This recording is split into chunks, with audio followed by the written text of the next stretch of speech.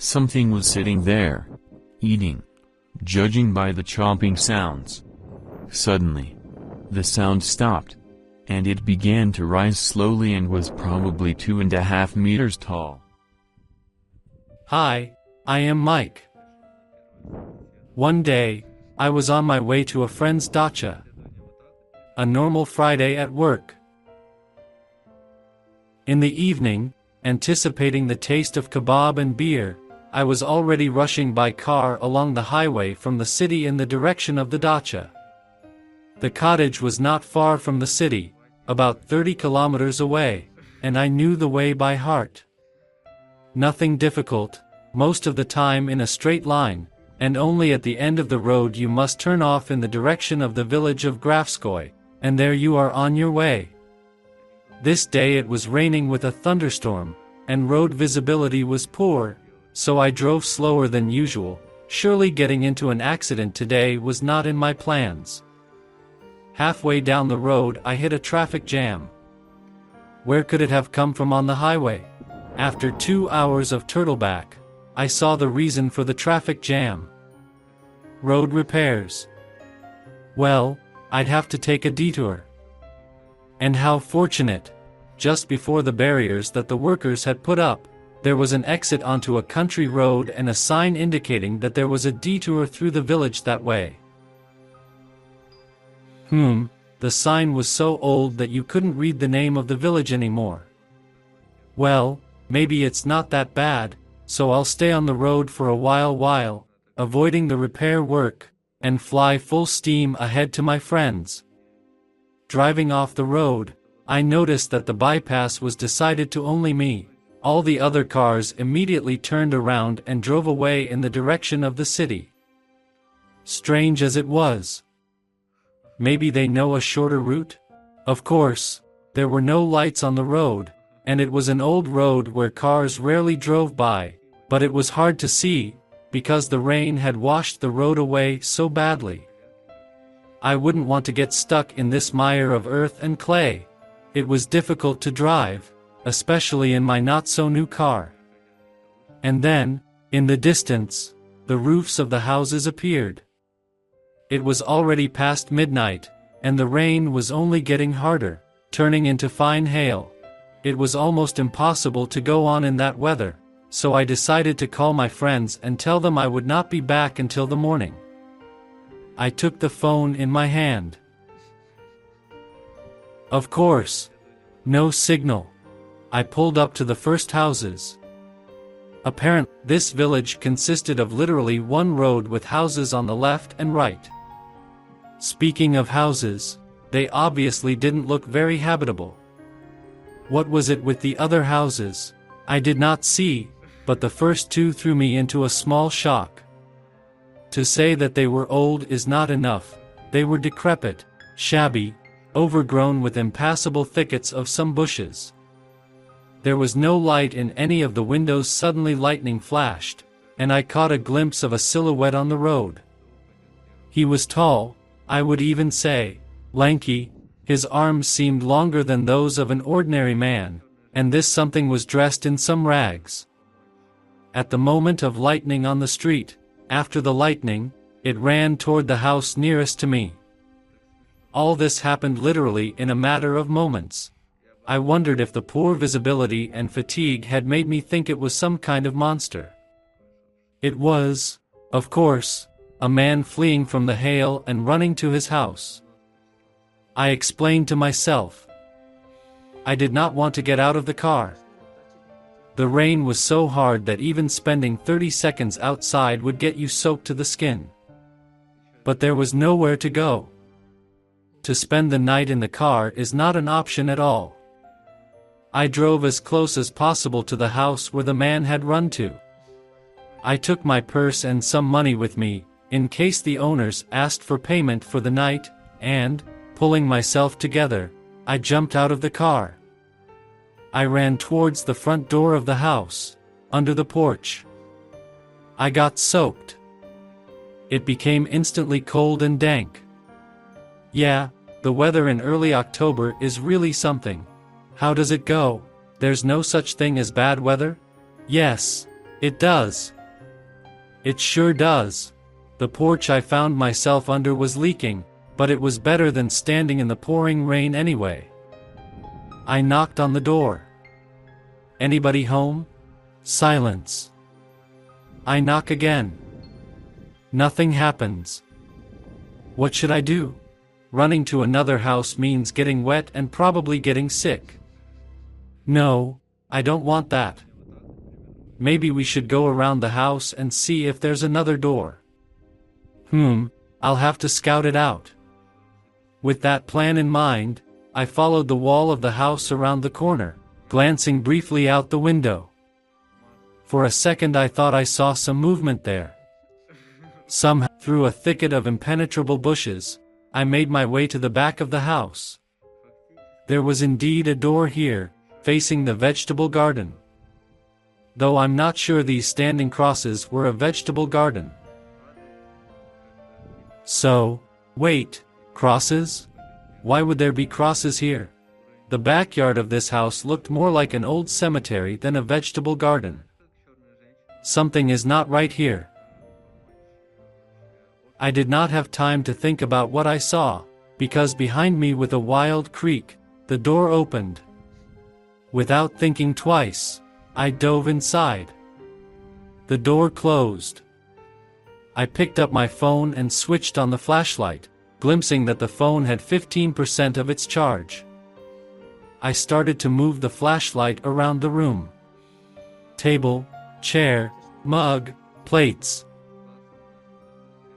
Yep, I'm in the kitchen.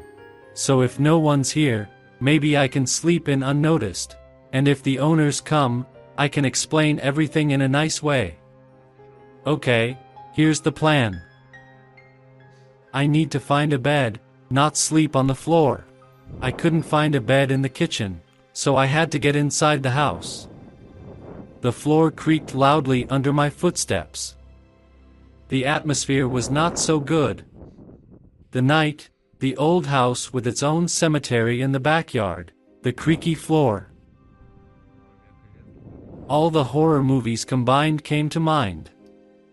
A chill ran down my spine. I walked through the kitchen and into a small room. There was a huge clock on the wall. You know, the one that struck every hour as many times as the time was right now. It looked very old, and the clocks on it looked a bit smoky.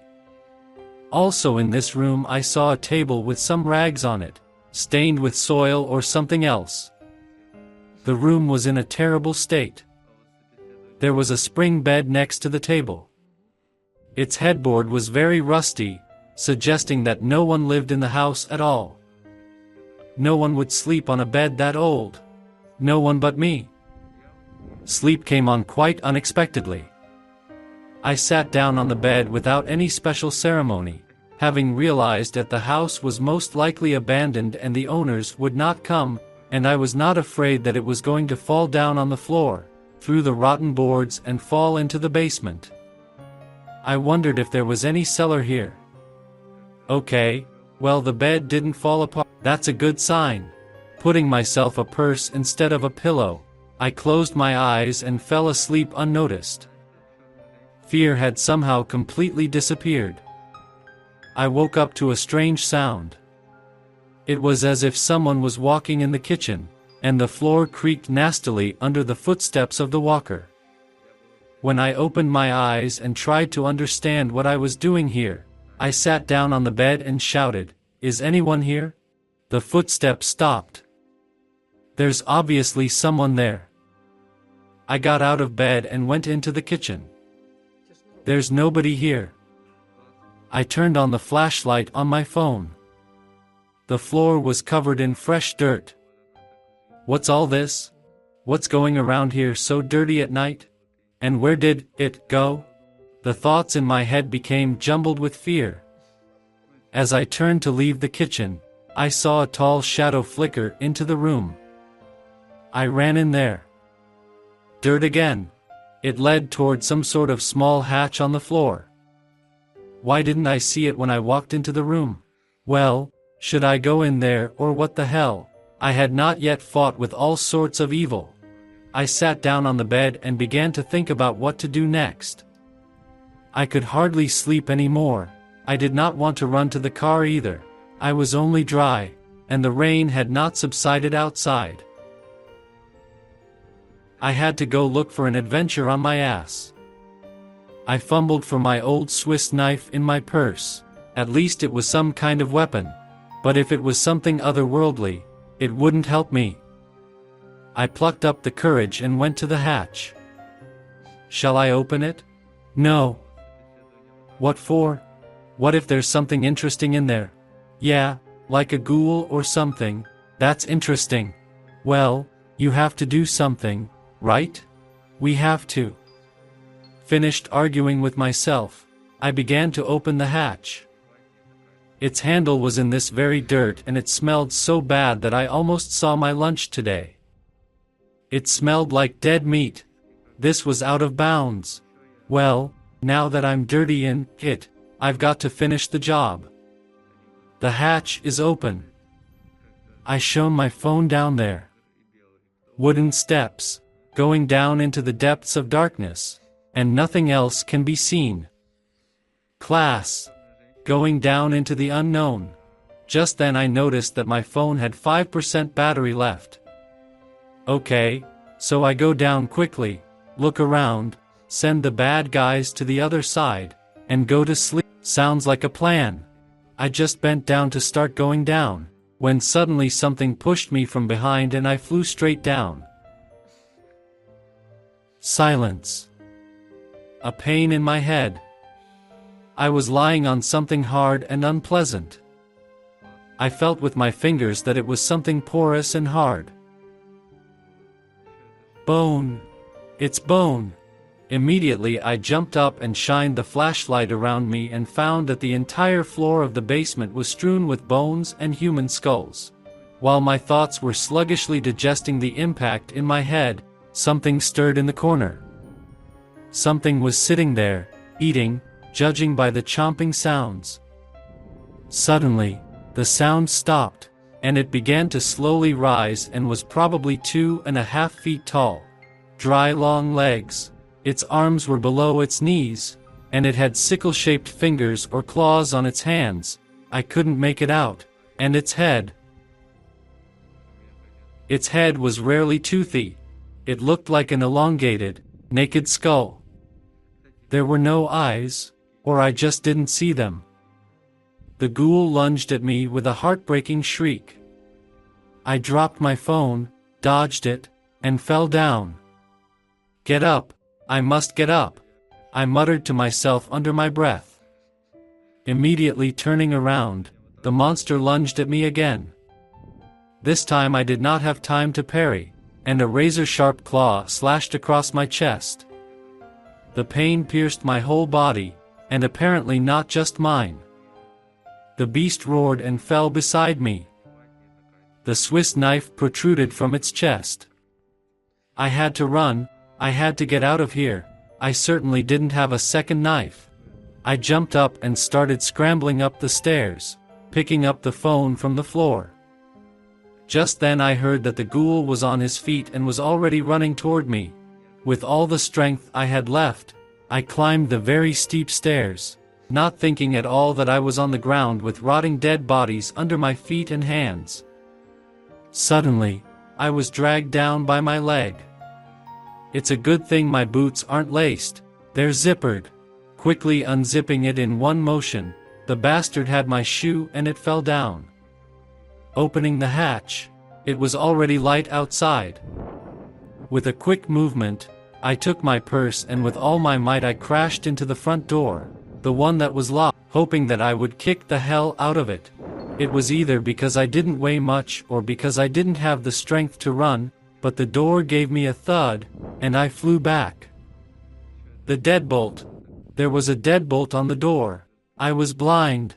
I got up quickly, ran to the door, removed the deadbolt, and then I heard a nasty gasp behind me. Without looking behind me, I opened the door, rushed out of the house, and ran to my car. It had already stopped raining, and there was fog on the ground. I got in the car and instantly yanked off the handbrake and drove off.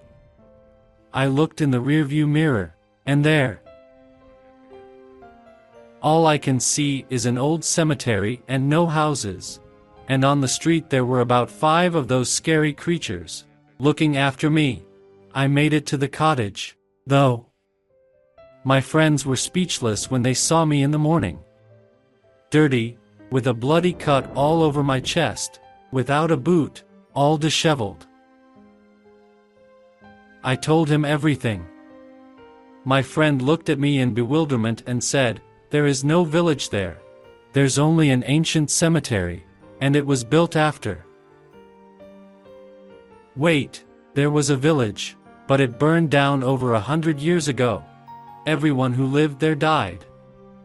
And all the inhabitants were buried there, in the place where the village had burned down. Yes, I think we'll take a different road home. If you liked the story, please subscribe and like. Till tomorrow.